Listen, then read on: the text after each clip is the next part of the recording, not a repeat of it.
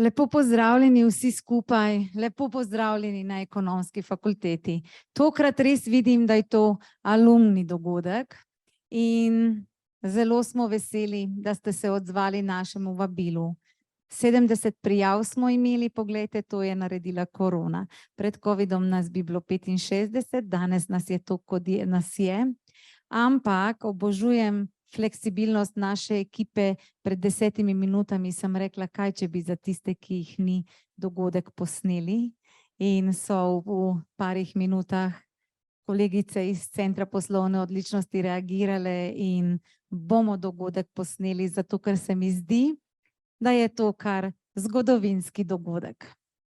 Ponovno povezujemo dve popolnoma različni panogi, ki pa, kot bomo videli, imata toliko skupnega. In eden od drugega se lahko učimo, in to smo ugotovili že po hoji po stopnicah, ko smo prihajali do te predavalnice. In res nam je v čast, da se lahko danes z našima gostoma posvetimo temi vodenja na dva popolnoma različna načina. Robert Hrgota, lepo pozdravljeni v našem okolju. Roberta verjetno vsi poznamo, ne bom ga posebej predstavljala. 3. leto vodenja slovenske reprezentance v smučarskih skokih je za njim. Sem si zapisala 6 kolajn na svetovnih prvenstvih, 2 na olimpijskih igrah, letošnje leto 3. mesto v skupnem seštevku svetovnega pokala. Kaj lahko rečem, samo iskrene čestitke in v čast nam je, da bomo to uro delili z vami. Hvala. Ja, sem slišal se zelo veliko tu, da upam, da bom imel kaj za povedati tudi jaz, ne. Zdaj so pričakovanja zelo visoka tudi. Sem prepričana, že prva iztočnica za pogovor lahko pričakovanja.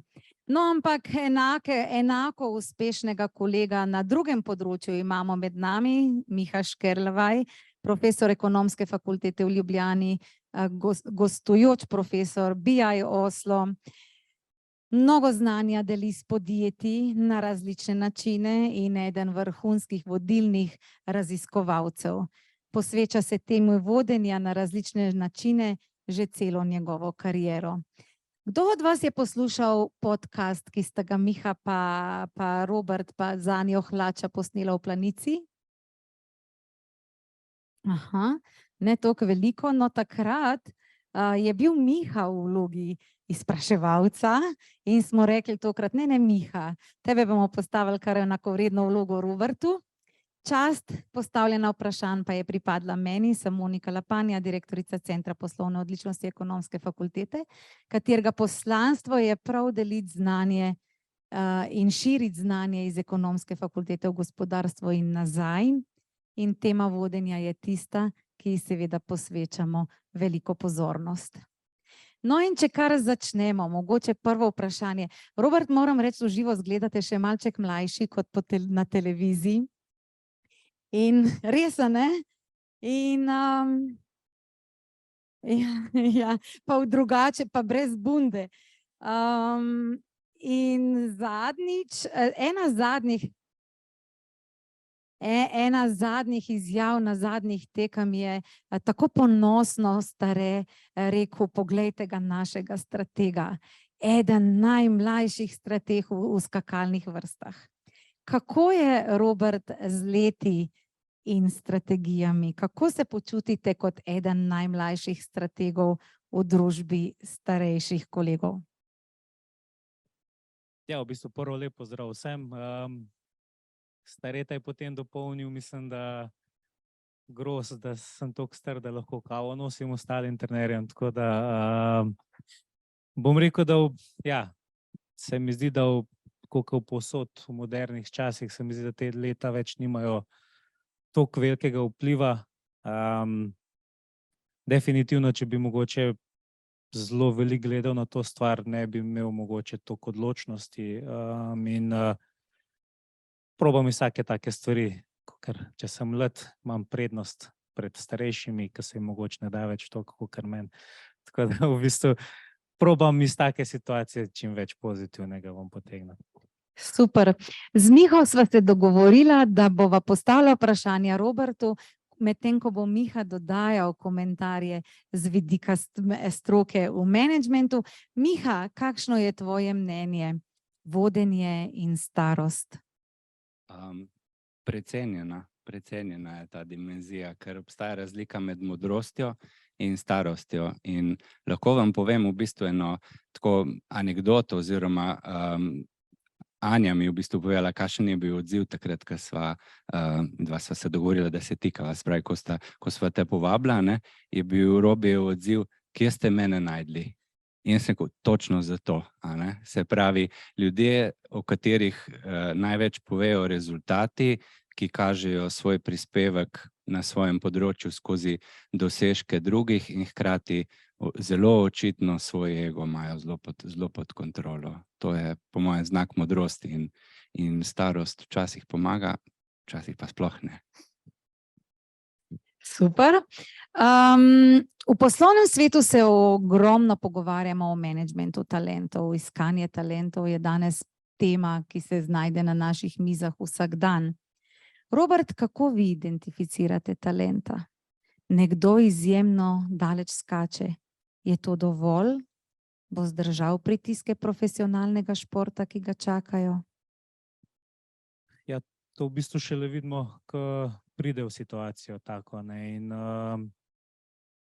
ja, lažje je, če je baza velika, če imaš bazen otrok oziroma najstnikov, ki lahko izbiraš, ampak se mi zdi mogoče bolj pomembno kot ta bazen je, da v bistvu spremljaš, kako ta otrok oziroma športnik deluje kot posameznik, kako deluje v ekipi, kako deluje v bistvu na dnevni bazi, kako reagira na manjše malenkosti in nekako te, bom rekel, majhne stvari na koncu povejo, a je to nekako en material za vrhunski šport. Seveda so neke predispozicije, ki jih mora imeti vsak športnik v svojem športu, ampak se mi zdi, da na način dela, ki ga imamo v športu, gre vse tako zelo v moderne vode, da v bistvu na koncu se da marsikaj s pravim načinom dela in s pravim pristopom. Tako da v bistvu nekako ta pristop pa vztrajanje v težkih trenutkih, da tak človek bo, se mi zdi, več pokazal, kakor pa nek surov talent. Se pravi, če vas zdaj vprašam, Robert, kako bi vi opisali nekoga, ki ga pogledate in rečete, ta je pa talent? Zmerma odstopa, ampak mogoče niti ne toliko na skakalnici, kakor pa v bistvu bom rekel, da odstopa že s samim obnašanjem. Zmer rečemo mi majhen živahen. In se mi zdi, da takih je v šoli tudi veliko, ki potem so majčkeno bolj živahni.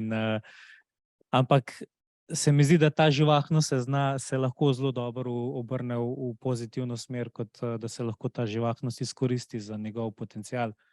Samo če se ga ne zatira oziroma prehiter začne zatirati, usmerjati. Se mi zdi, da moje videnje je, da zelo prehiter začnemo usmerjati otroke in najstnike, kam, v katero smer, kaj je pravilno, kaj je nepravilno, da v bistvu zelo malo te sive cone puščamo. In mogoče je ta prosta pot, prosto razmišljanje z rahlim vodenjem nekako pripelje do tega, da vidiš, a je nekdo talent ali pa uspešen. Miha, komentar?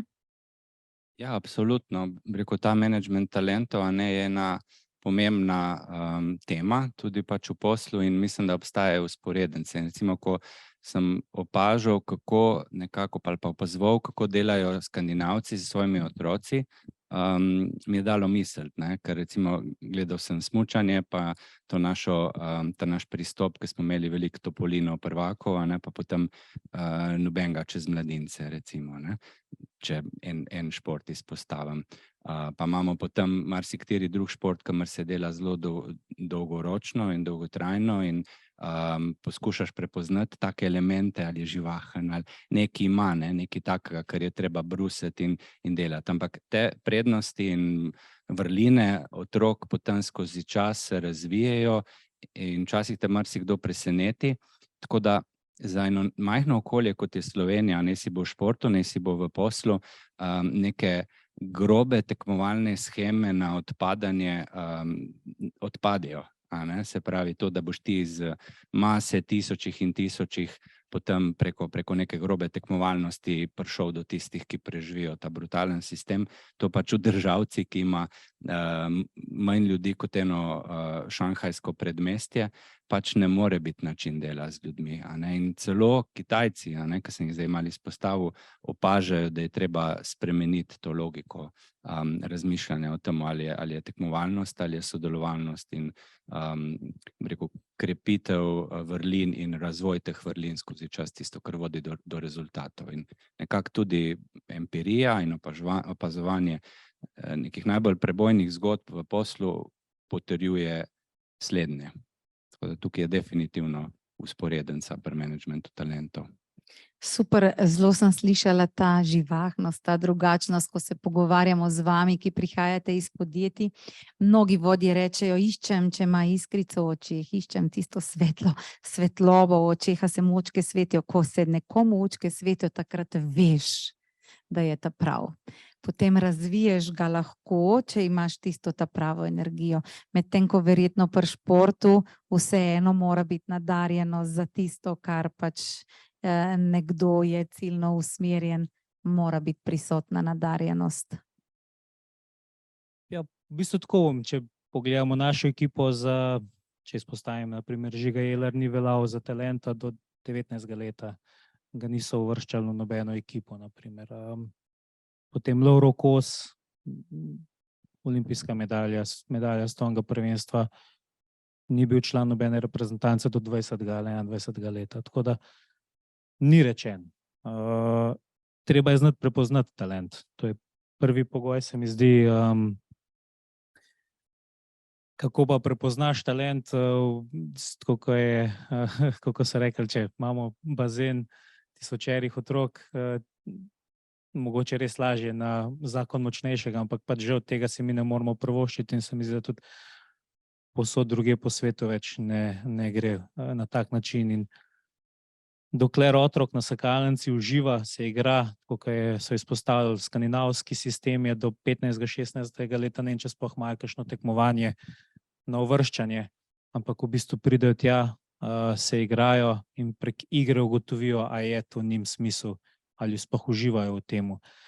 Ker mogoče tudi pri nas sistema drugače, da klubi živijo od rezultatov in že dečki do 9 let z rezultatom že prinašajo neke finančne podpore in tukaj že tudi sistem mogoče že usmerja na tak način dela, ampak ja, če nekdo se igra oziroma mi probamo delati na tem, da otrok pride na trening zaradi družbe, ne pa zaradi samega treninga in v bistvu začne prvič delati stik, nek socialen stik izven šolskega okolja in v bistvu takrat se mi zdi, da v bistvu neka zdrav razum, zdrava pamet v bistvu se začne otrok razvijati, neko odgovornost dobivati.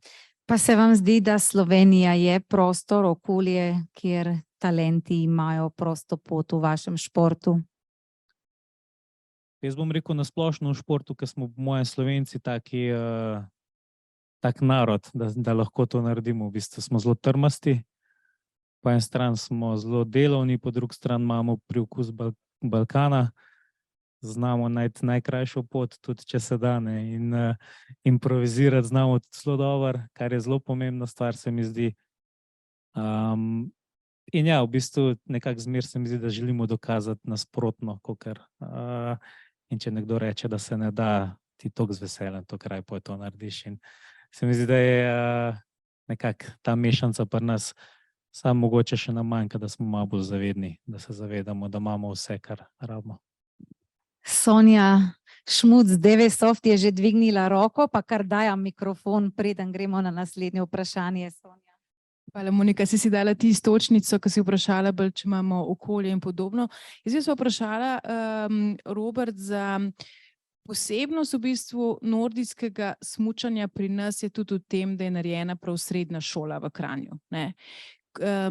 Osebno sem se recimo spraševala, videli smo, pač moja generacija pretežno spremljala uspehe Petra Prevca, ki je odskočen, bil svetovni talent, ne. In potem se ti zdi, da to doživiš pač enkrat na generacijo in da bo spet dolg časa trajalo, da pridejo naslednji bleščeči talenti. Ampak ni tako. In zdaj sprašujem, ali menite, da je to, da je bilo vzpostavljeno, se pravi, ta smer, da je že srednja šola, ki je namenjena in da dokončaš šolo, ampak da je tudi namenjena skakanju, da je temu prilagojena, da je to en sistemski ukrep, ki omogoča, da pravzaprav vsako leto, vsakimi novimi pač fanti, zdaj tudi dekleti, ki pridejo, pač ki jim je všeč ta šport, ne, da jih imamo pravzaprav toliko. Ker če primerjamo pa alpsko smučanje, je pa veliko bolj niha in je veliko bolj odvisno od talenta. Tukaj imam pa občutek, da je nekaj več, da je tudi sistem v ozadju mnogo bolj trdno postavljen in da omogoča ta razvoj. Ja, jaz mislim, da sigurno je, ker nekako bi rekel v adolescenci počasi se začneš zavedati, da v bistvu ni vse samo igra in da počasi začneš sprejemati, dobivati odgovornost in mogoče v tej srednji šoli, ko dijaki opravljajo izpite oziroma opravljajo letnike, dobijo neko izobrazbo, dobijo to neko varnost, da tudi če v športu ne uspe, imam neko drugo smer, v katero lahko grem.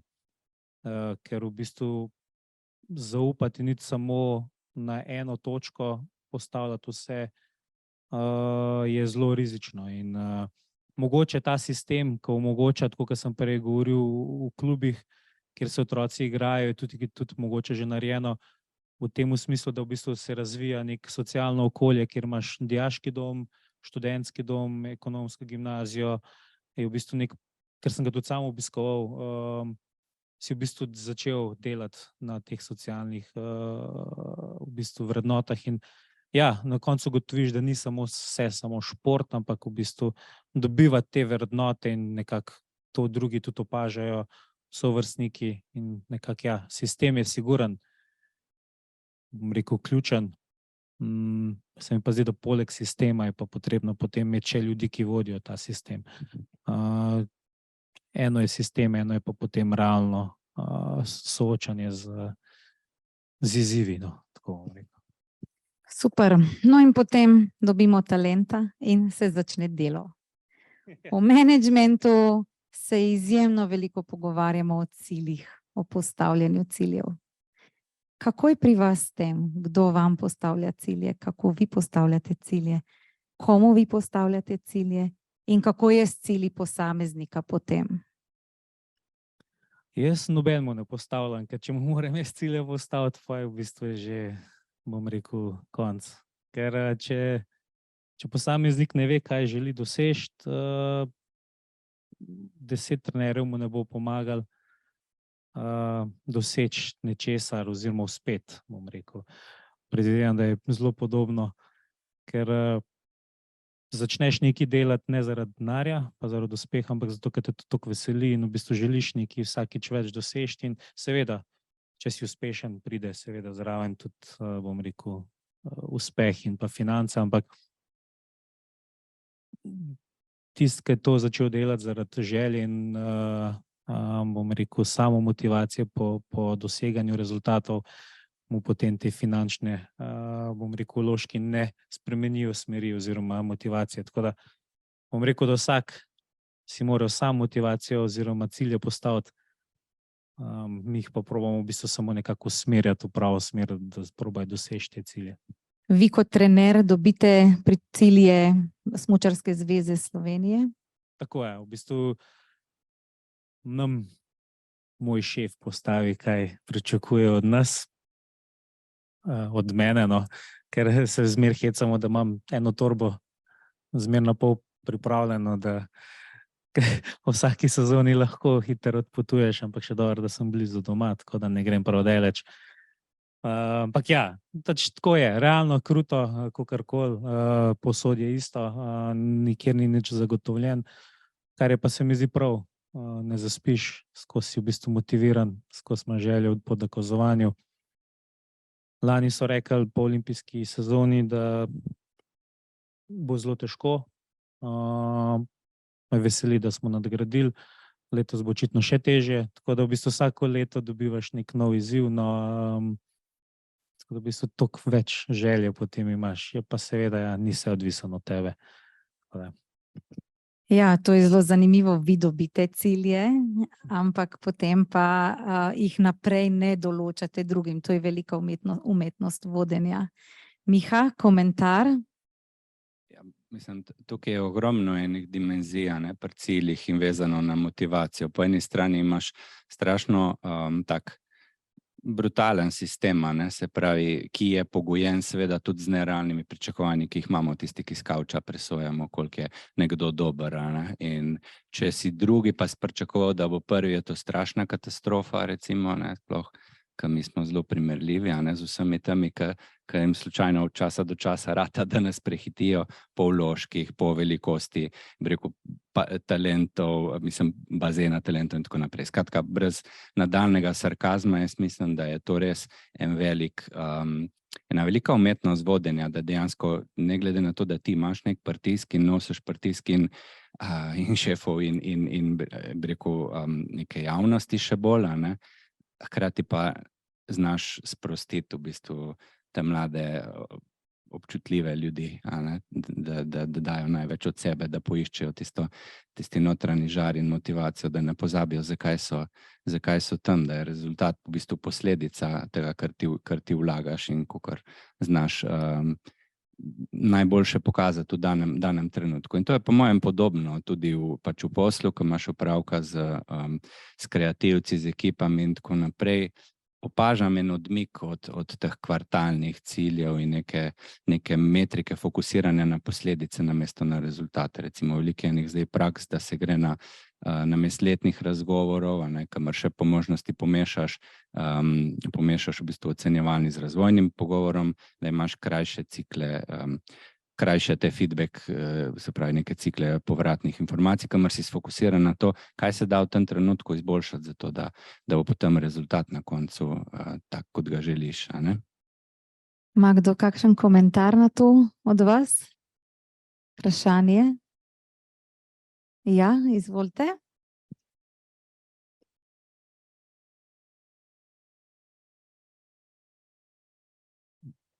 Hvala. Jaz moram priznati, da tole vprašanje sem imel v bistvu že predpripravljeno, čim sem videl, da bo tole neka okrogla miza oziroma predavanje, tako da hvala lepa, meni je to zelo zanimivo. Ravno sem mislil, sicer sem Colnar Simon, no, prihajam z ekonomske fakultete. V določenem delu sem pa, kakor je profesor Škerlovaj omenil, po moje predvsem tudi kavčar z dušo in telesom, ker zelo rad spremljam različne športe in tudi skoke, pa imam mogoče eno vprašanje, ki se nanaša na ta res vidik vodenja, kot vodja. Recimo, jaz sem zelo spremljal tudi takrat, ki je bil za časa Michael Schumacherja, ki je vozil za Ferrarija, ki je zmagoval, videl se je, da je alfa in omega, tako da je vedno prišlo strani vodje v bistvu navodilo, ne vem, če je bil Irvine pred njim, če je bil Barrichello pred njim, ok, zdaj se boš pa umaknil, da bo on pač zmagal, ker bo s tem usvojil v bistvu svetovno prvenstvo. In zdaj moje to vprašanje mogoče sega v leto 2015, ko sta bila v Planici Tepeš Prevc pa Severin Freund, ko v bistvu, če bi Prevc zmagal, pa bi bil Tepeš pred Freundom, mislim, da bi takrat Prevc dobil globus, tako ker pa je Tepeš zmagal v bistvu pred Prevcem, je potem Severin Freund v bistvu majhno zmago smo dosegli, ampak tisti globus je pa v bistvu Nemcu odnesel. In me zanima mogoče, kakšno je za oba vprašanje, kakšno je tukaj vidik vodje, kaj on pravzaprav lahko oziroma mora narediti v taki situaciji, v ekipi. Jaz se v bistvu tisto sezono je Peter rekel, če bi eno piko več osvojil, v ostalih 30 tekmah bi on zmagal. Tako da tudi zaradi te sezone je pa potem imel Peter najboljšo sezono v zgodovini smučarskih skokov. Tako da v bistvu vsaka stvar ima svoj namen, tako je imela tista, potem je pa samo odvisno od posameznika, koliko zna, bom rekel, iz te situacije nekako ven potegniti v svojo prid, svojo korist. Siguren Jaz mislim, da če bi Peter takrat dobil ta globus, naslednjo sezono ne bi bil tako uspešen, kot je bil, ker je ugotovil v redu, imela sva enako število točk, Severin je imel več zmag, se pravi, Severin je osvojil skupni seštevek, ki je rekel, to pomeni, da moram jaz naslednjo sezono več zmag imeti. Sliši se zelo preprosto, ampak nekako to je bil nek vodilo zanga za naslednjo sezono in ena stvar za drugo pelje. Tako kot je Miha prej rekel, da v bistvu ne gledamo potegnemo črto 365 dni, črta se potegne, se pogleda rezultate, ampak sproti situacije te delajo v bistvu nekako eno rdečo nit, seveda si postaviš, kako boš ti sezono speljal, ampak pridejo poškodbe, pride COVID, pride recesija, pridejo drugi stroški, lahko včasih samo tisto nit vržeš stran in začneš novo delati, ampak prilagajati se moraš skozi. Se mi zdi, da se skozi moraš prilagajati na določeno situacijo, v bistvu edin tako lahko zdržiš in Peter se je prilagajal, vse prilagajanje v bistvu je najuspešnejših športnikov, glih zaradi neuspehov, ker v bistvu te neuspehi naredijo uspešnega na koncu. Nekaj bi pa res dodal. Simon, hvala za to vprašanje. Jaz mislim, da je zelo zanimivo, tudi za druge panoge. In jaz mislim, da je vse se je razvilo točno tako, kot se je moralo. V smislu, da pač neke bližnjice so tudi ponavadi daljšence. Lahko bi recimo to, da bi pač probali neki hekat sistem, da bi kaj drugega šlo narobe. Lahko bi to imelo eno tako ceno v bistvu za odnose, da bi ostali razumeli pač, da so manj vredni od neke zvezde. In to imate en kup enih dobrih raziskav, ki kažejo pravzaprav, da tudi v navidezno individualnih športih ali pa dejavnostih, recimo kirurgi, investicijski bančnik in tako naprej, Galinski recimo eno knjigo fajn napisal. Skratka, tudi te panoge v osnovi so bistveno bolj kolektivne, kot pa izgledajo na prvo žogo. Se pravi, ta cena nekega navideznega kratkoročnega recimo poraza je imela veliko enih koristi v smislu tudi komunikacije, kaj so vrednote, ker šport ima eno družbeno vlogo, komunicira tudi še posebej mladim ljudem, a je vrednota to, da je vrednota fair play, pa ne zmaga tisti, ki v trenutku zna največ pokazati, ali je vrednota to, da zmagujemo za vsako ceno. V bistvu bi dodal mogoče še, da tisto 2015, ki je nekdo mogel spustiti, se mi zdi, če nadaljujem, bi rekel, da v bistvu definitivno dolgi rok vemo, katera vrednota bo uspešnejša, predvsem pa v bistvu pri nas, če dam primer nekega najuspešnejšega tekmovalca, izločiš iz ekipe zaradi rezultatov, da vedeti ostalem delu ekipe, da dejansko, če bo delal tako, kot mora, če bo vztrajal, da je v bistvu možnost tudi zanj, da ni v bistvu že v štartu nekega favoriziranja.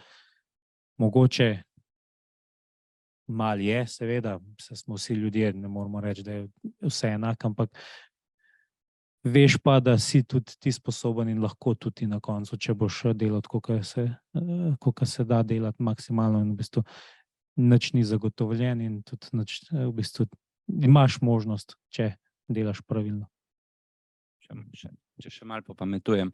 Meni se zdi par lepih gesta, ki sem jih videl v letošnji sezoni, Robi, od tvoje ekipe. Ena je bila prav gotovo takrat, ko je bil Domen pač izključen na osnovi neke presoje, meritokratske, da so bili pač 4 drugi fanti, ki so najbolj prispevali v danem trenutku, so ga potegnili v areno, in je bil del ekipe. In to je meni bila lepa stvar, izjemno lepa gesta, ki je odmevala bistveno bolj kot vse te medalje in tako naprej. V mednarodnem okolju je verjetno tak je se na Kubatskega in njegovo, družinsko situacijo nanašala. To je to. To mislim, da Zato imamo šport v prvem planu. Tako lepa iztočnica, da se premaknemo naprej na time. Tema, ki je v poslovnem svetu ponovno na naših mizah vsak dan. Robert, kako bi vi opisali idealno kulturo tima?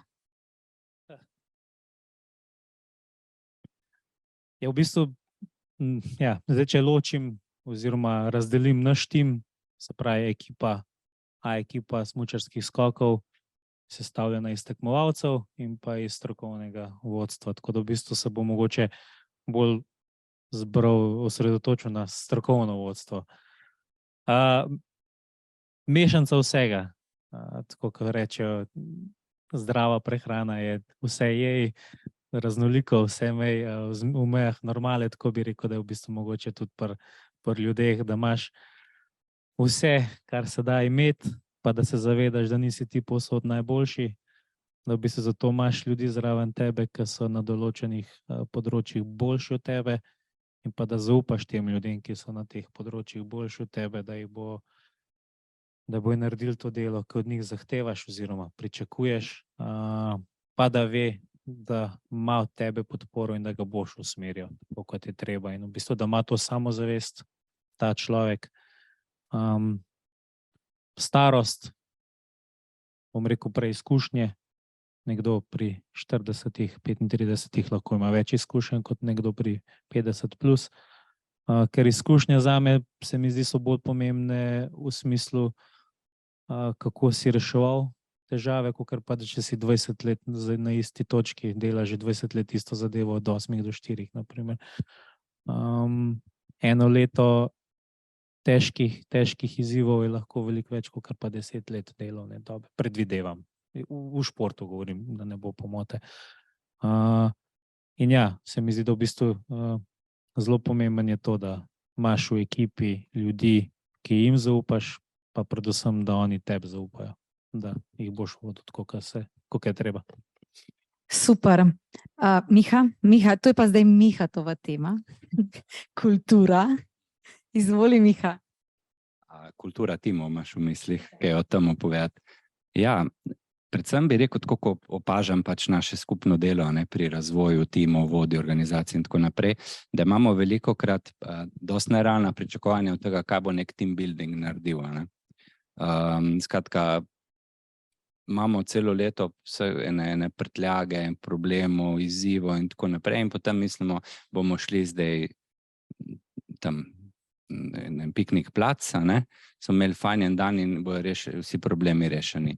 To pač ni luštno, je luštno, ampak to ni realnost timskega dela. Realnost timskega dela je ta, da there is I in team, kot pravijo Angleži pa anglosaksonci, da ni posameznika v timu. Seveda je posameznik v timu. Vsak od nas prinese noter in svoje prednosti in tudi kakšno prtljago, ki nam ne koristi in s tem je treba delati. Vsak od nas prinese v time svoje individualne cilje in potem poskušaš najti nek skupen imenovalec. Vsak od nas je potreben za to, da prispevamo nekaj v to dinamiko in eni smo bolj glasni, drugi malo manj, tako da ravno to, kako ustvariti enake priložnosti, zato da pridejo ti prispevki skupaj, to se mi zdi, da je tisti čar timov.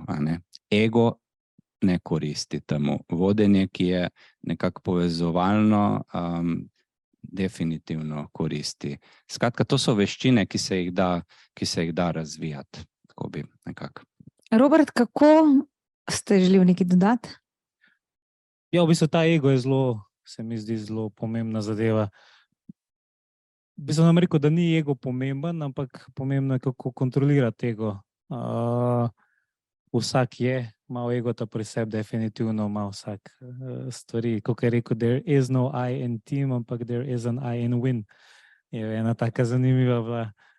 Ampak ja, ego je predvsem, se mi zdi, najbolj pomembno, ker v bistvu,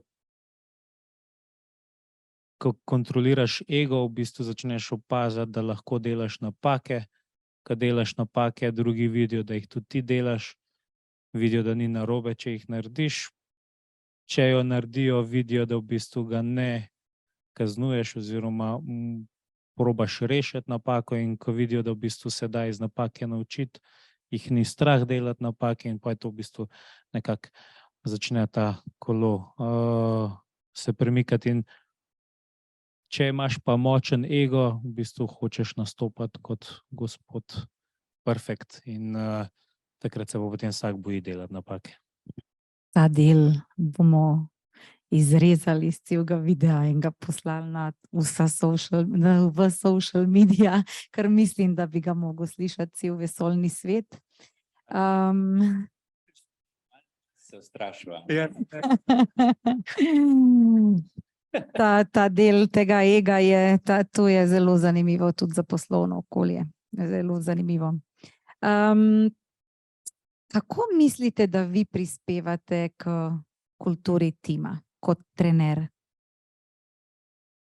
Ja, meni je najbolj zanimivo, ko meni zmer pravi, da sem zelo resen, zelo miren, daleč od tega. Problem je, ker me vidijo tistih 5 sekund na televiziji, pa mislijo, da sem skozi tak.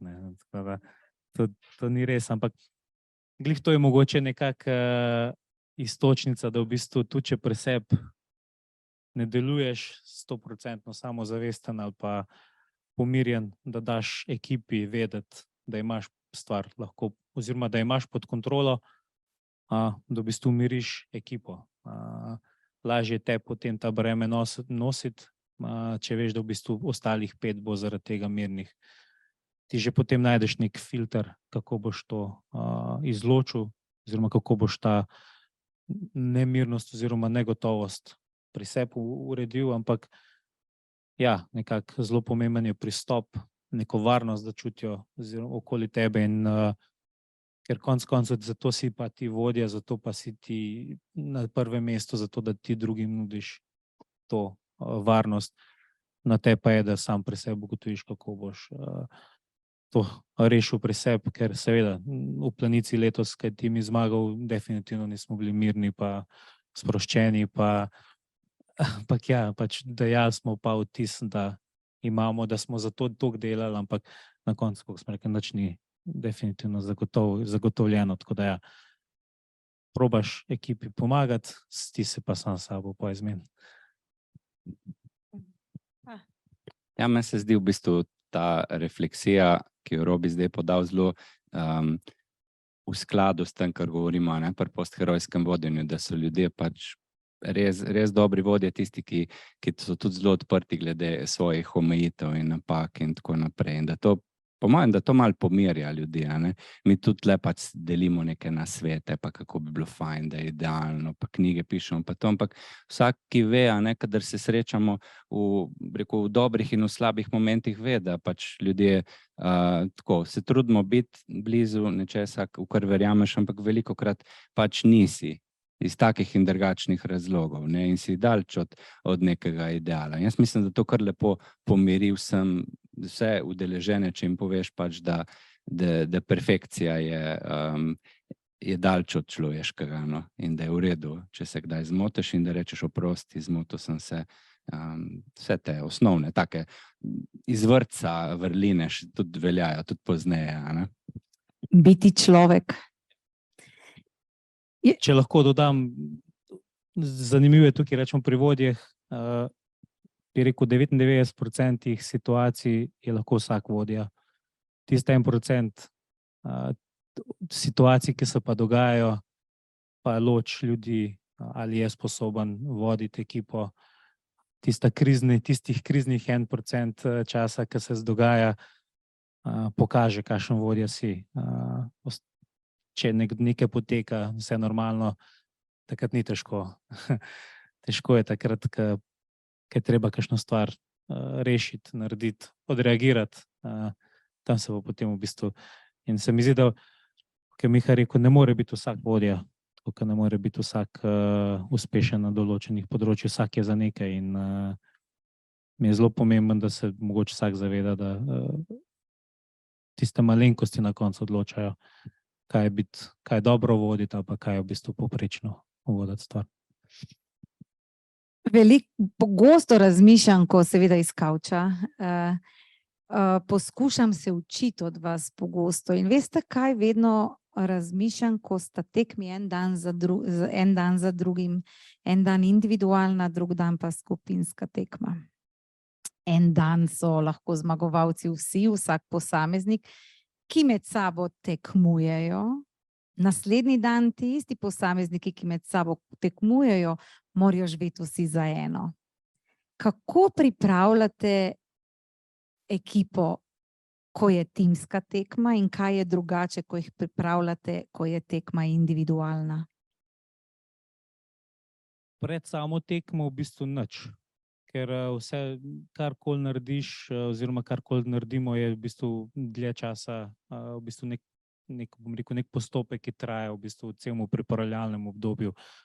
Na dan tekme v bistvu nimaš več kaj odkrivati. V bistvu tudi ne moreš. Ja, so malenkosti, ko v bistvu delaš analize, ugotoviš, kaj lahko, ampak skozi tekme, skozi ekipne tekme nekako so fantje začeli dojemati, kaj pomeni moč ekipe, nabirati izkušnje.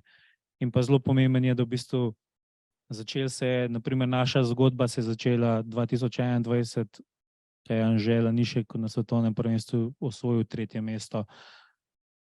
Bom jaz rekel, ena najpomembnejših rezultatov moje trenerske kariere. V bistvu se zelo malo govori o tem rezultatu, ampak je bil to nek, bom rekel, odločilen trenutek, da so v bistvu fantje ugotovili, da se pravi, nekdo, ki je delal prav, je dosegel nek rezultat. In v bistvu je potem tako kot ta sama refleksija, v bistvu vsak je potem postavil ogledalo pred se in ugotovil, se pravi, mogoče jaz nisem kaj prav delal. In ko posameznik začne ugotavljati, da v bistvu, če posameznik močan potegne zraven posameznika iz ekipe, sta potem 2, 3, 4 in tako na koncu nastane močna ekipa, da se zavedajo, da če bojo naredili dober rezultat oziroma če bojo naredili to, kar so sposobni, da lahko zmeraj zmagajo.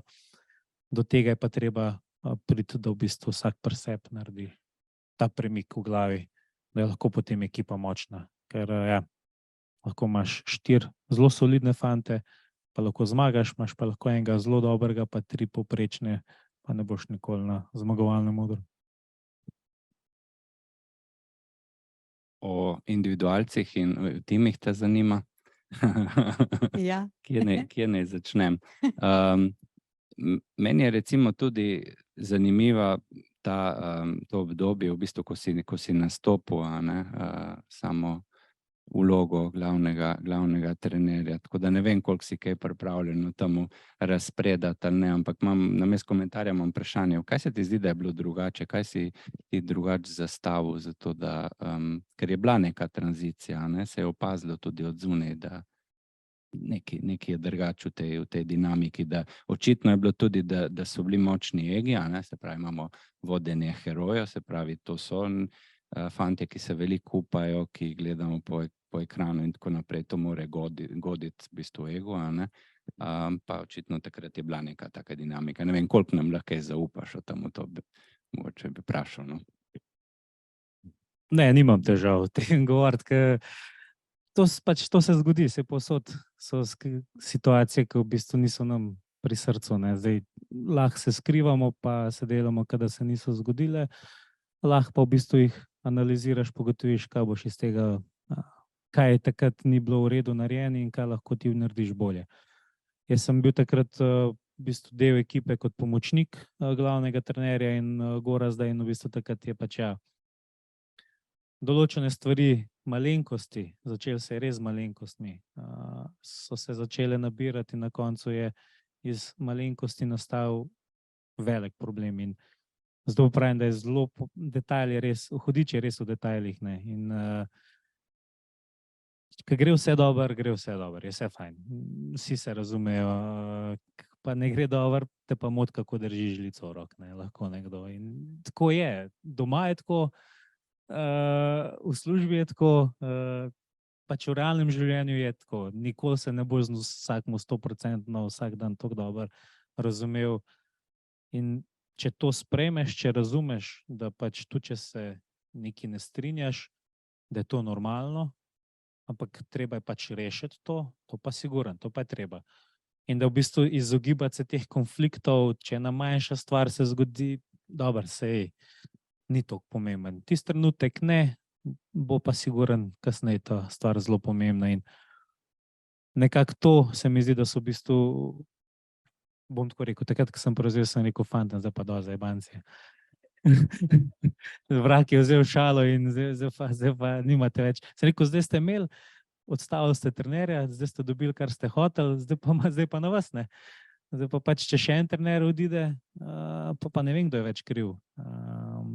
Sem rekel, zdaj pa pač lahko menjate trenerja na 5 let, lahko pa ugotovite mogoče, da kje pri sebi zamenjate, pa bo malo lažje. Minuta za teorijo. Kaj je v bistvu tisto, kar definira nekako najboljše time? Bila je ena res velikanska študija narejena na Googlovih timih, mislim, da jih ne vem koliko tisoč, da nam narobe povedal zdaj, ki je na kameri. Ravno veliko timov so študirali in so ugotovili prvi faktor, psihološka varnost. Se pravi, da se lahko kvalitetno skregamo, da se lahko ne strinjamo o zadevah, ampak da zaradi tega ne trpijo odnosi ali pa oseba kot taka. Druga stvar, jasnost vlog, jasnost odnosov. In to je v bistvu, se mi zdi, da je točno to, situacija, ki je pač Robi rekel, cak, tukaj smo, zdaj zavedite se svoje odgovornosti. So še seveda drugi dejavniki, ampak ja, po učbenikih gremo. No in še sekunda za prakso. Komunikacija je vedno izjemno pomembna. In sploh, ko govorimo o konfliktih, kako konflikt skomuniciraš, kako se pogovarjaš, to ima zagotovo izjemen vpliv na izid. Naslednja tema, ki jo imamo vedno na mizi, motivacija. Robert, kako vi motivirate? Meni je kar olajšan, zato ker v bistvu jaz dobim fante že, ki so že na najvišji ravni pri nas, naprimer, in v bistvu tak, ki pride na to raven, je imel že dosti samomotivacije. Je pa zelo velika razlika potem, kako tega fanta prepričati, ko doseže nekaj, da v bistvu je sposoben še več. Ker nekako vsi si postavljajo, nekdo si, bom rekel, postavi zelo visoke cilje, nekdo nekaj vmes, da se zaveda, da jih lahko doseže. Ampak ja, slej ko prej cilje dosežeš in zdaj, kaj zdaj? Ti mi je, rečemo, letos dosegel cilj, svetovni prvak, svetovni ekipni prvak. Hvala lepa, nasvidenje. Star sem 22 let, bom še kaj drugega počel v življenju, ampak ne. Motivacijo ima, ker pa v bistvu, tako bom rekel, da ne bom zašel. Zmeraj vidiš, kaj še nisi osvojil, ali pa kaj še nisi naredil. Nekako to je ta motivacija. Zmeraj je nekdo, ki je boljši, zmeraj je nekdo, ki je naredil več, in se mi zdi, da nekako probaš motivacijo iskati v teh stvareh, da ne glede na to, koliko ti je uspel, kaj si naredil, je nekdo, ki je še več, in naj ti bo on vodilo. Kaj pa, ko utrujenost, slabo počutje, neuspeh in visoko motiviranemu posamezniku v novembru, februarja pade vse? Kaj pa takrat? Ja, to je pa zelo težko. To je v timih, to je v poslovnem okolju. Pol leta je nekdo visoko motiviran, se zgodi ponedeljek zjutraj, se nekaj zgodi in nekaj pade, in potem kako? Ja, v bistvu tako rekel, če jaz nisem do takrat dojel, do februarja, da nekaj ni v redu, pa jaz nisem prav naredil, ker od novembra do februarja, da ti ne opaziš, kaj se dogaja s to osebo, s tekmovalcem, in da traja 5 mesecev, da njemu pade motivacija, se pravi, teh 5 mesecih si ti lahko marsikaj spremenil, naredil, a pogotovil, kaj njega moti, zakaj mu je padla motivacija. Seveda, definitivno rezultati imajo največji vpliv na to, ampak konec koncev ti kot trener boš poskrbel, da se ta rezultatna krivulja dvigne. Primer je spet Timi, novoletna turneja, glavni favorit lansko leto, prve kvalifikacije izpadel iz kvalifikacij, izpadel iz boja za zmago. Kaj zdaj? 10 dni je še pred nami potovanja, izgubil si vse možnosti, lahko vegetiraš 10 dni zdaj tukaj. Trajalo je nekaj časa, prvo tekmo izpustil, potem pa motivacija, ne vem, zmaga v Garmišu. To je lahko zelo velika motivacija. Manjši etapni cilji se potem probajo postaviti, da prideš v bistvu nazaj v ta ritem. Ker takrat, ko pade motivacija, sem jaz lahko ti mi govoril o olimpijskih igrah v februarju, ampak on takrat ni o tem sploh razmišljal. Ampak če si mu pa nekako te etapne cilje postavil, manjše cilje, krajše cilje, ki so v bistvu dosegljivi trenutno, nekako lojtra začne plezati in potem nekako pride ven z te luknje. No, to je zelo dober trik za vodje, menedžerje. Mogoče manjše cilje, pa potem spet dobi zagon in gre naprej. Miha. Res zanimiva, tako preko praktična rešitev. Ja, zelo, ja. Tema motiviranja bojo vedeli določeni tle v publiki, ki so trenirani psihologi, je nekaj, kar je desetletja in še vedno veliko priložnosti za to, da bi jo boljše razumeli. Veliko nekako je poudarka na temu, da moraš ti najti tisto noter, se pravi ta intrinzična motivacija, ampak v osnovi, zdaj, ko smo se pogovarjali, je introjicirana motivacija, ne, se pravi, da te nekdo pa vseeno da neke signale take, ali da ti spremeni perspektivo, ker mi v bistvu iščemo nek smisel temu, kar delamo, ne, karkoli to je, na kateremkoli področju in cel čas. Tako da, če ti se zoža polje z nekim porazom in ne vidiš več tega smisla, rabiš mogoče spremembo perspektive. Pa reč, ok, ostalo ti je 10 dni, ampak tle so neki vmesni koraki, ki jih lahko dosežeš, ne, in se da nek smisel najti. To je ena zadeva. Druga, nekako, tak rekel, velik napredek na področju razumevanja in prakticiranja motivacije je pa prosocialnost. Tukaj mogoče je, ne vem, če je v športu direktno, ne poznam dovolj, mogoče v Vinko znal kaj povedati na to temo, ampak jaz mislim, da je to eno polje enih res zanimivih praks, da ti izpostaviš ljudi situacijam, ki oni razumijo, komu koristijo, kako koristijo. Smisel, ja, ampak smisel, da imaš res en tak globok, realističen feedback preko tega, da razumeš, kaj je korist tega, kar ti počneš. To je res globoko. Feedback sem slišala. To je, ko se mi pogovarjamo z slovenskimi podjetji, eden največjih izzivov pri vodenju se pojavlja dajanje feedbacka. In zadnjič ste rekel na podcastu, da ko je veliko tišine, je vsem jasno, kaj ste hotel povedati. Kako pomemben je za tekmovalce vaš feedback? Ja, upam, da veliko. Jaz mislim, ne vem, to bi mogli njih vprašati, koliko je pomemben moj feedback, ampak jaz upam, pa verjamem, da pač ja, da je pomemben, da v bistvu, bom rekel, da od vodje nekako dobiš na koncu tisto kljukico, ta zadnjo, ok, potem je štempelj, lahko se to naredi, pa lahko gremo v to smer delati. Ker v bistvu, bom rekel, kar se samega feedbacka tiče, v naši ekipi, bom rekel, smo 3 trenerji, 4 trenerji, ko v bistvu zelo direktno s tekmovalci komuniciramo in ti ne moreš biti pri vsakmu, vsakič zraven, ki se pogovarja, ne moreš slediti vsem pogovorom, ne moreš slediti vsem planom, ki jih ima nekdo med seboj, ne.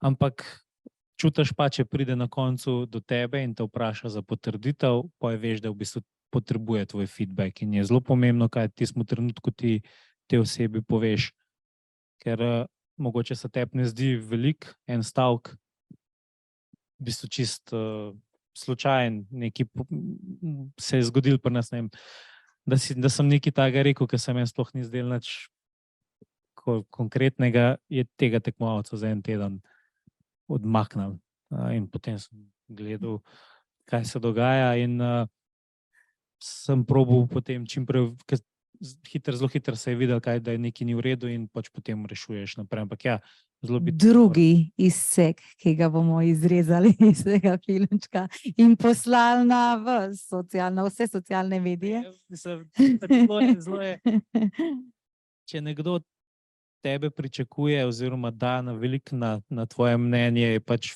fair, od tebe, da v bistvu tudi zelo korektno mu boš odgovoril oziroma dal ta feedback. Mi se na naših programih ogromno s tem ukvarjamo, kaj pomeni beseda, ki jo izreče vodja za nekoga, za svojega sodelavca, kako izjemno moč imamo vodje in kaj lahko s feedbackom naredimo pozitivnega ali kaj lahko povzročimo s feedbackom tudi negativnega. Zato se mi zdi ta izsek pomemben, da ga izrežemo. Ne moramo mimo okolja, ki se stalno spreminja. V poslovnem svetu, v menedžmentu, spremembah spet govorimo vsak dan, ampak spreminja se tudi okolje športa. Prebrala sem, da ste celo vi predlagal Slatnarju inovacijo, nekaj za smučarske čevlje, nek zatič ali kaj, ne vem kaj, ste celo vi dal predlog za inovacijo. Kako upravljate s spremembami? Ja, rečemo, letos smo spet en kup sprememb dobili, zelo smo jih veseli vsi. Že tretje leto, odkar delam, je vsako leto se dogaja neke spremembe v pravilih. Včasih se vprašam, a ti ljudje sploh vejo, kaj delajo, ampak po 3 letih vidim, da mogoče ne. Žal, tako je. Niso tako vpleteni v ta šport oziroma v to naše delo in v bistvu gledajo na te stvari zelo drugače, širše. Še en izsek, ki ga bomo izrezali.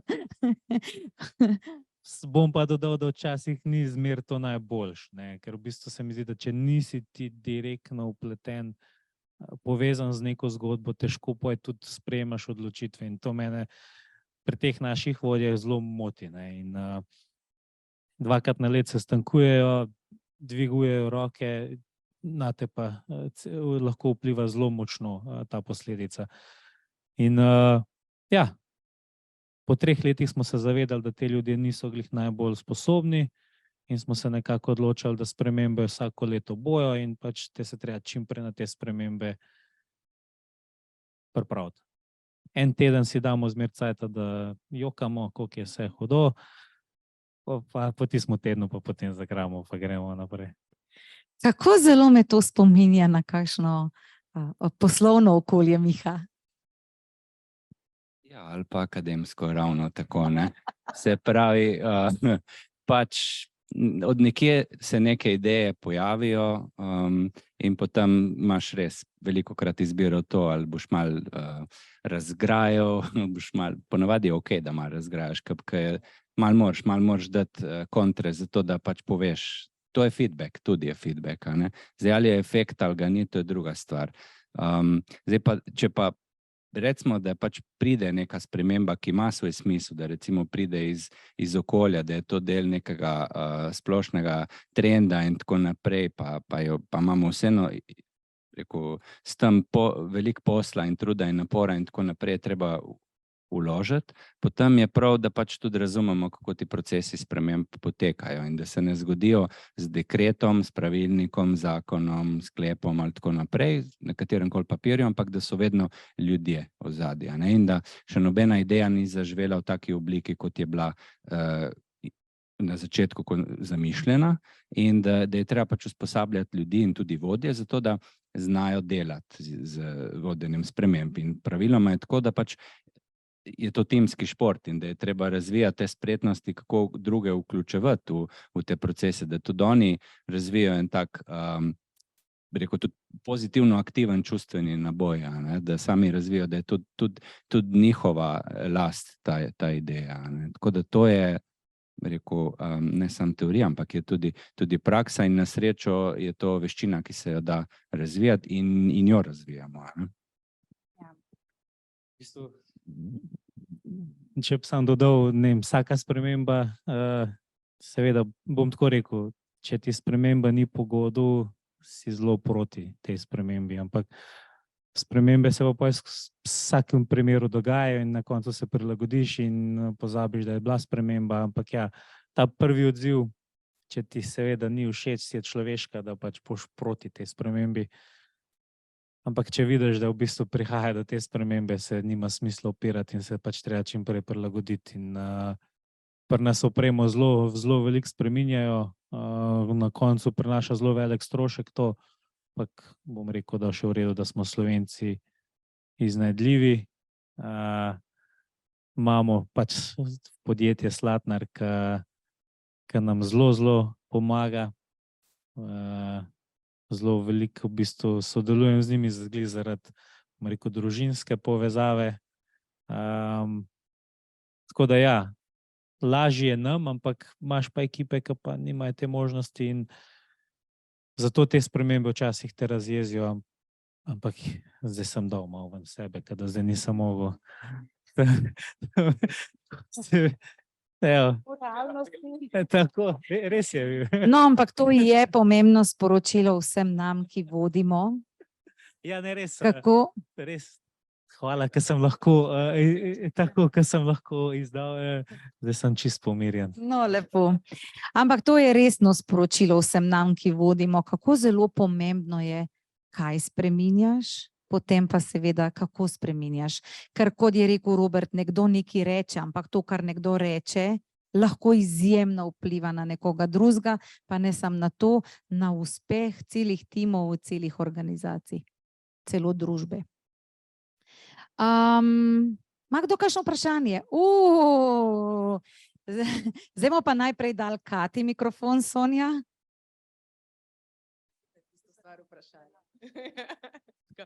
Ko me je moj profesor prej, se mi zdi malo za jezik potegnil. Moje ime je Katja Hleb, jaz sem sicer po osnovni profesiji psihologinja in imam tudi fakulteto za šport, tako da moje srce je zelo blizu temu. Danes sem pa Mihatova študentka tukaj na področju leadershipa. Imam dve pripombi, ki upam, da bosta konstruktivni in da bosta dodali debati z vidika psihologije in dve vprašanji za vas, gospod Hrgota. In sicer prva manjša pripomba, za katero sem prepričana, da Miha to zelo dobro poznam, verjetno tudi vi, to, kar ste vi zelo zdravorazumsko rešili, se pravi velika motivacija, velik ciljni šov in potem razdelimo na manjše cilje, to ima fiziološko zelo smiselno podlago, zaradi tega, ker delujemo na dopaminske cikle.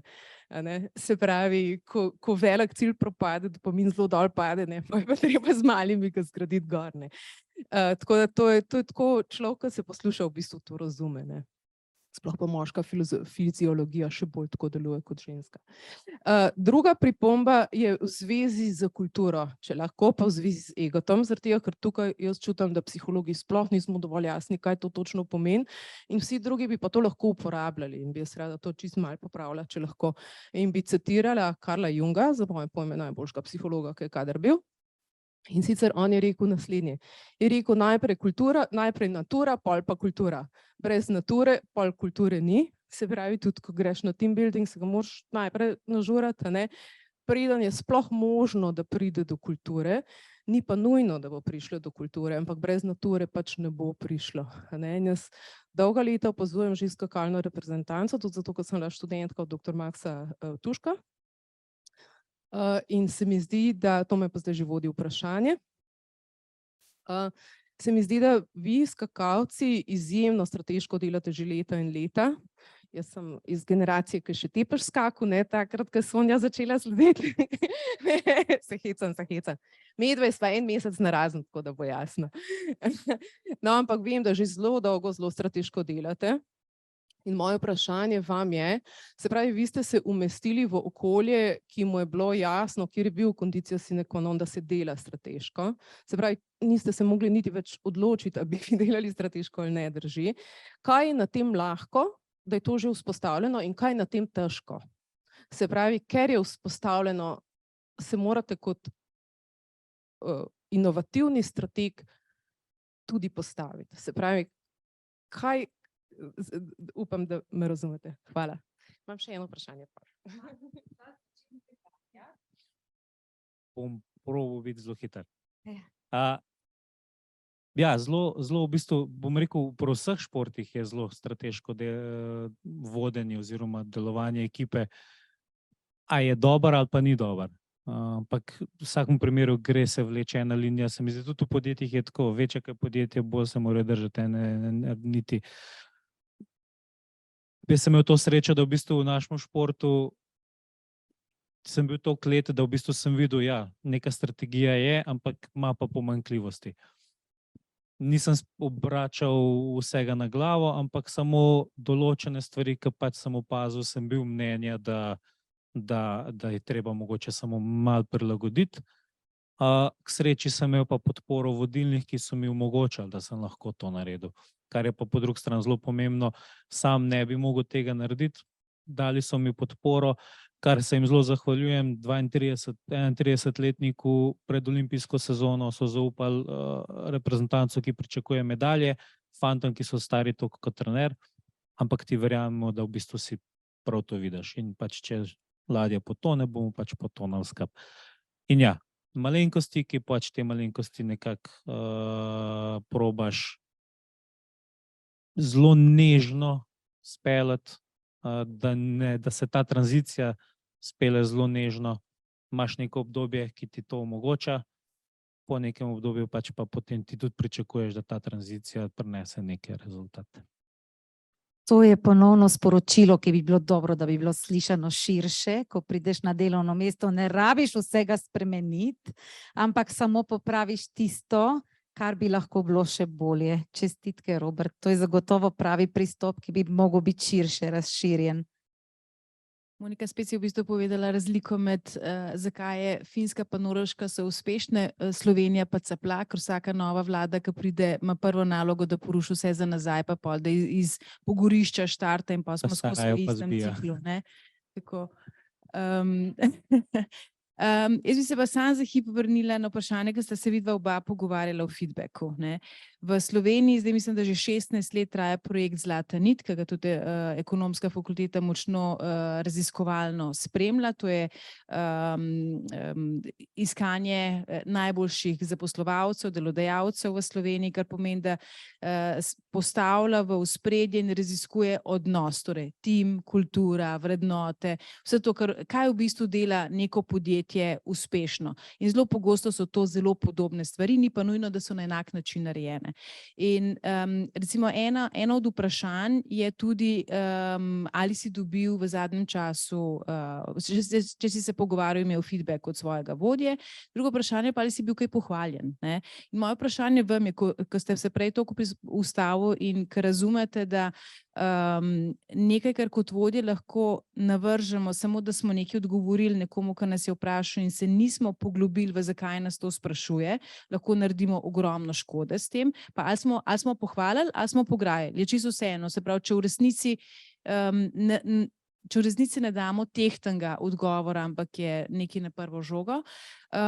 Takrat, kadar pa razmislite, imam pa vprašanje, ali iščete in ko dajete vaš feedback, ali iščete pretežno napake, se pravi, kaj je treba popraviti, da bo bolje, ali iščete tudi pohvale. Ker Slovenci smo v tem precej katastrofalno slabi in to pa mogoče boš pa Miha ti lahko kaj več pomagal, ali se notorično vodje, bom kar rekla, mi recimo, da tako rečem tudi v prvi osebi, ali se bojimo, da če bomo ljudi pohvalili, da jim bo to stopilo v glavo in ne bojo v redu in bomo imeli kot vodje več težav, ker otroke ne vzgajamo tako, Otroke vzgajaš pretežno s pohvalami, pa seveda tudi s kritiko takrat, ko jo zaslužijo, ampak če bi nekomu, ki začenja se učiti hoditi, vsakeč kričal na njega, koliko je bumbar, ker ne more prvega koraka narediti, je verjetno noben od nas mogoče ne bi shodil. In ne vem, zakaj pol kot vodje tako preskočimo, vsaj pri nas, da nam je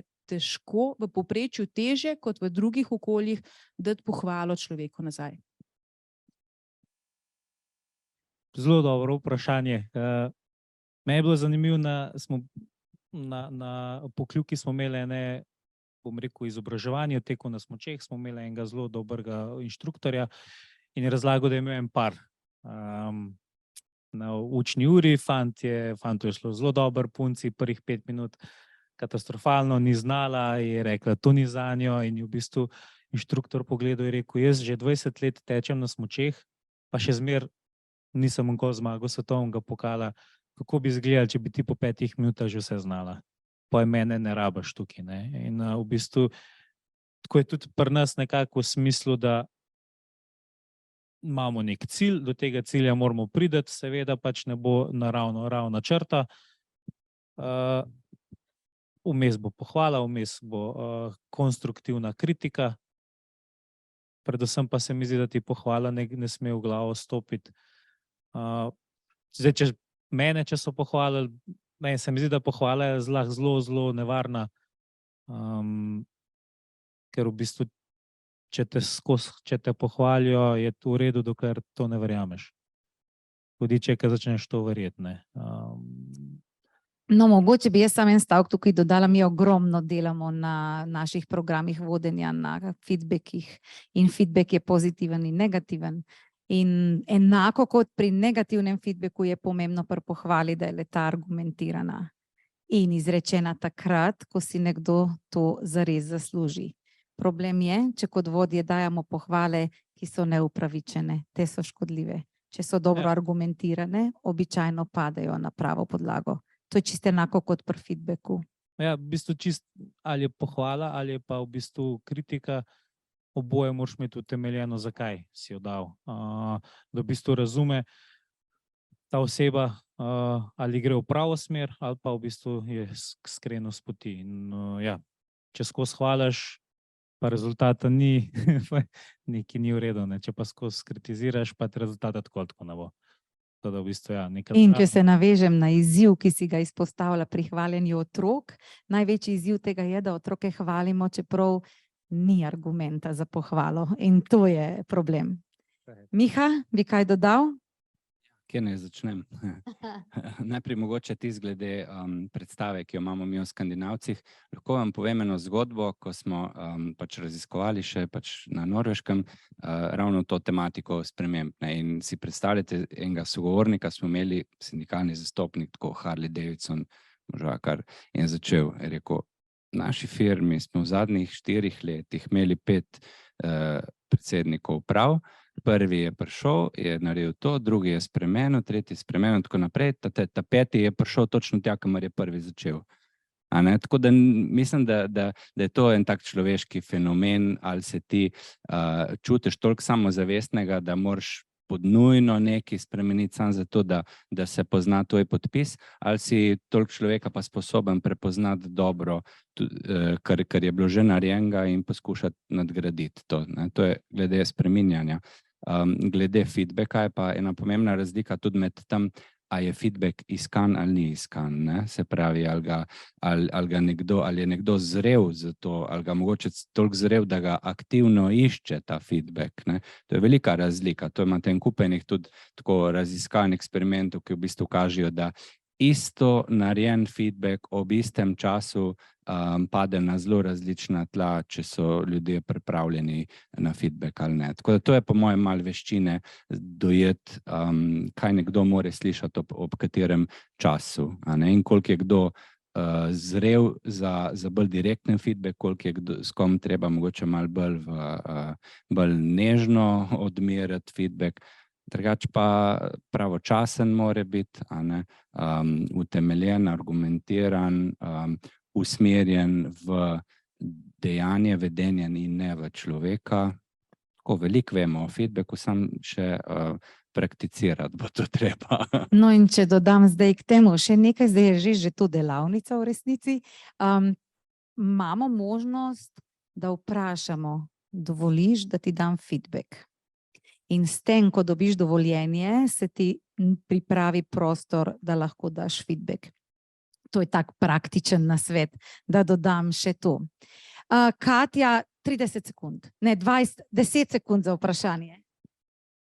Pravzaprav imam vprašanje. Sonja se je na začetku naslovila na to, kako usmerjate te mlade ljudi, da lahko hodijo in v šolo in na trening. Jaz bi vprašala po koncu kariere, predvideva, recimo, da je športnik, ki je imel zelo dobro kariero, ki je pri tem bil recimo tudi finančno uspešen, se pravi, je imel mast in čast, potem pa neha s to kariero in vemo iz prakse, da se včasih so ti zaključki lahko tudi zelo žalostni, zelo tragični, končajo v odvisnostih, bankrotih in tako naprej. Kdo vi menite, jaz nimam na to odgovora in moje vprašanje je izjemno iskreno. Čigava odgovornost pravzaprav je, da te sorazmerno mlade ljudi pripravijo na čas po karieri in predvidevajo, da je bila zelo uspešna? Ja, bom rekel, da zelo pomemben faktor je to in tako kot po koncu kariere, tudi med kariero. Ta socialno okolje, ki ga ima športnik, je, bom jaz rekel, glavni temelj, da je lahko nekdo uspešen v športu ali pa kjerkoli drugje. Se pravi, zdrav odnos, če je to partner, da ima zdrav odnos, da ima podporo partnerja, da ve, da lahko, da ne čuti krivde, ker gre za 150 dni od doma, da ve, da zdaj, če pa grem, moram nekaj doseči, da nima te krivde, se pravi, to je prvi pogoj, da če ima otroke, da v bistvu otroka vzgaja v tej veri, se pravi, ve, da ima dobro družino, prijatelji, ki v bistvu so že nekaj časa s to osebo, ki je bila uspešna oziroma ni bila uspešna, ko so bili od začetka. Se pravi, ta socialno okolje, ljudje okoli te osebe, ki so v bistvu izoblikovali to osebo, da je tam, kjer je, in da v bistvu potem, ko imaš te ljudi okoli sebe, definitivno, bom rekel, ne pride do teh težkih trenutkov po karieri, ker v bistvu ta oseba ve, kaj bo, ker ima že ljudi okoli sebe, ve, v katero smer želi iti, kaj želi delati. Večkrat se pokaže pri športnikih, ja, sploh te, ki v bistvu nimajo urejeno socialno okolje, da jih potem realnost tako hitro prebije uspeh, da jih zelo hitro, ker v bistvu potem dobijo takrat nove ljudi, te ljudi, ki niso bili pravi prijatelji. V bistvu to njih pokonča. Ne toliko sama oseba, kot pa ljudje, ki jih potem dobijo ta ožji krog. Se pravi, meni zelo pomembna zadeva je socialno okolje, ki je od začetka s to osebo, ki ga pozna, in on, ki pozna, ki se počuti udobno in varno v tem okolju. Ja, zdaj se je tudi ustanovila fundacija prva v Sloveniji, ki prav v podporo športnikom, ki grejo v pokoj. Jaz bi sam se želel Robiju zahvaliti. Zato je pa še prehitro. Zato pa še prehitro, oprostite. Zaključek moramo narediti. Glede drugih karier pa nimam kakšnih posebnih modrosti, razen tega, da pač ta socialna opora se kaže ne samo pri športnikih, tudi pri starostnikih in tako naprej, kot zelo močan faktor tega, koliko uspejo premagati neka težavna obdobja in tranzicija, preko tega, da ti redefiniraš svojo identiteto, je prav gotovo eno težavno obdobje. Ne? Pa tudi, ko si na položaju, ko imaš velik vpliv, pa potem ta vpliv zgubiš, ne glede na to, v kateri fazi svoje kariere si. Ko ugasne telefon, ko kar naenkrat ne zvoni več telefon, ker te nihče tako zelo ne rabi. To so primeri tudi v poslovnem svetu. Zaključujemo. Ampak večkrat smo slišali besedo zaupanje. Zato se mi zdi prav, vsi vemo v tem prostoru, da je zaupanje temelj vsakega odnosa, da je zaupanje osnova vsakega odnosa med posameznikom in vodjo in tima in v podjetjih in vse povsod. Kaj mislite, katero temo bi odprli, če bi Roberta vprašali? Kaj pa etika in šport? Vsi vemo, da je šport profesionalen, igra pogosto, to je dejstvo. Kako se borite z etičnimi vprašanji? Če poslušamo stareta, potem sodniki vedno našim dajo najslabše ocene. A je to res kdaj, ali je to res samo takrat, ko ne dobimo najboljših ocen? Ja, zelo močan vpliv ima seveda čustva. Se mi zdi, da ja, res imamo smolo dostkrat. Ja. Največkrat imamo pa smolo takrat, ko ne skočimo dobro, bom rekel. Tako da v bistvu vsak ima smolo, vsak ima kdaj nesrečo, ampak zelo pomemben je, bom rekel, v teh trenutkih brzdati svoje čustva in pač si naliti čistega vina in prvo pogledati, če si dejansko res vse naredil, kar si v bistvu v tistem trenutku lahko. Če si, pa da se nekaj ni šlo tako, kot bi se mogel, v redu, imel si smolo, ne boš imel cel življenje smolo, ne boš imel vsako tekmo smolo. Na koncu se potegne črta, zmaga najboljši čez celo sezono, tako da tudi on je imel smolo. Seveda v žaru borbe, v žaru tekmovalnosti želiš zmeraj največ, moraš pokritizirati, ker če ne zaropotaš, veš, da bojo zmeraj se, bom rekel, lotili ta šibke, ne.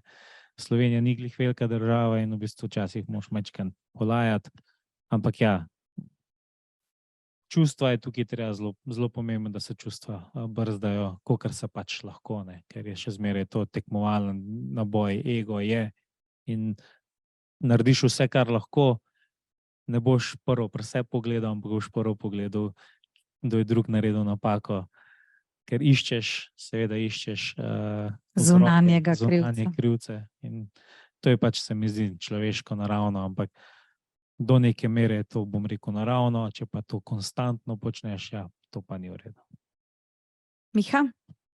Ja, v bistvu to pripisovanje, a ne krivde drugim je ena pač človeških pristranosti, s katero moraš delati. In kar pomaga je kot vodja, a ne, je to preprosto vprašanje, a imaš kaj vpliva na to? Ne, se pravi, da pač menjaš fokus na tiste stvari, na katere lahko vplivaš in se ne ukvarjaš neproduktivno s tistim, kar je izven tvojega vpliva. Mislim, da je to zelo pogosta situacija tudi v poslovnem in, rekel, drugem organizacijskem svetu. A ne. Da prevlada razum in ne čustva. Pa ne, mislim, mi smo čustvena bitja, s tem ni čisto nič narobe, a ne, ampak da nekako, da imaš fokus na prave stvari, na tiste, na katere lahko vplivaš. Super, zdaj pa bo priložnost za pogovor, ko se jaz obema gostoma zahvalim, da sta z nami delila svoja razmišljanja. Zelo vesela sem, Eva, da smo to posneli, zaradi tega, ker mislim, da smo dali toliko dobrih izhodišč, iz katerih se lahko mi vsi veliko naučimo. O teh stvarih, ki smo jih odprli, se pogovarjamo vsak dan. Robert, hvala za to. Če pa bi slučajno kdaj imel čas, pa vljudno vabljen kot gost na kakšnega od naših programov, kjer tudi mi delimo kakšne res konkretne primere, kako voditi, sicer ne šport, ampak kot smo se danes naučili, ljudje smo ljudje. Upravljanje z nami, z našimi čustvi, z našimi znanji, z vsem skupaj je popolnoma enako, v katerem koli svetu živimo in v katerem koli svetu delamo. Da bi kakšna izmed misel vsakemu izmed nas pomagala jutri na delovnem mestu reagirati kako drugače, bolje, zase, za svoje kolege, za okolje, v katerem delamo. Hvala, da ste bili z nami. Vse dobro.